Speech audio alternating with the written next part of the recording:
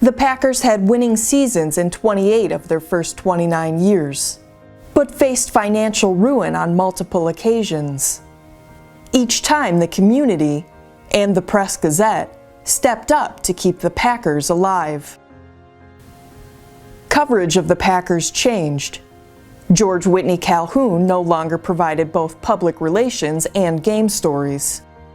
Sports reporters wrote about the team. They could be critical on occasion, but still were fans and even friends with players and coaches. I sort of look at my dad's coverage as a bridge between Calhoun and then what came later. My father was friends with Packer players. He would have Don Hudson over for dinner. He partied with Clark Hinkle, which had to be an experience. I'm not sure that the Lee Remmel and Art Daly fit into that, but they fit into the same type of coverage, that these are our people, and very supportive, but not quite the same kind of publicity where Calhoun was. So he was sort of a bridge there, but he was certainly emotionally attached to the team. Sports coverage in the 40s and 50s and 60s, let's say, was much more about treating sports truly as entertainment. There wasn't much of a critical eye taken toward teams.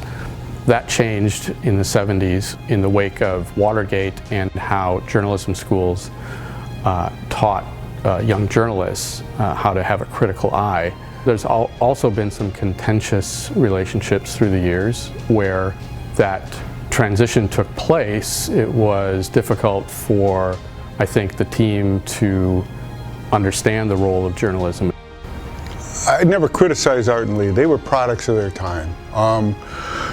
They covered the team, they were supportive of the Packers, they understood how precarious a position they were in.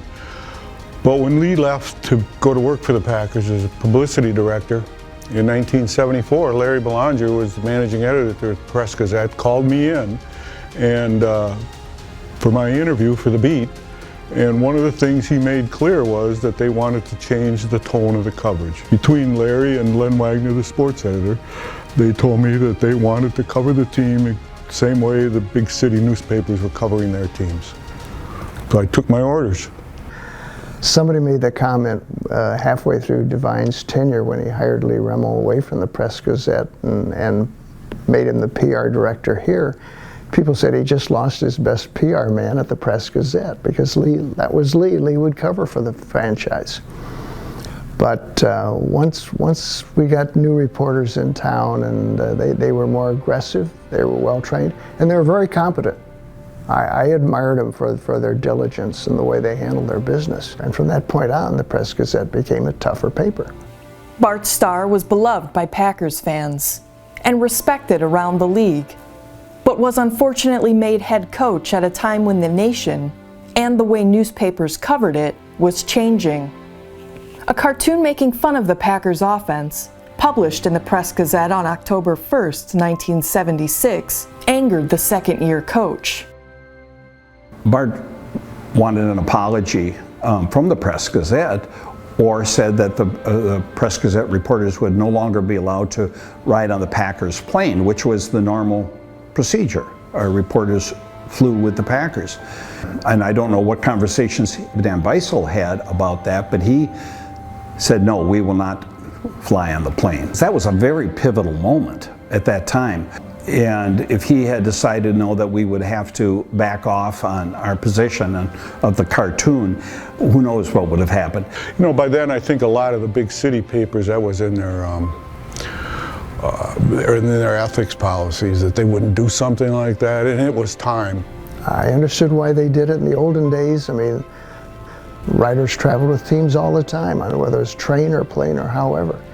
And in those days, the writers would see and hear things and they would protect the players. But those days are long gone, and they probably should be. In 1978, Starr brought in former Dallas running back Dwayne Thomas for a tryout.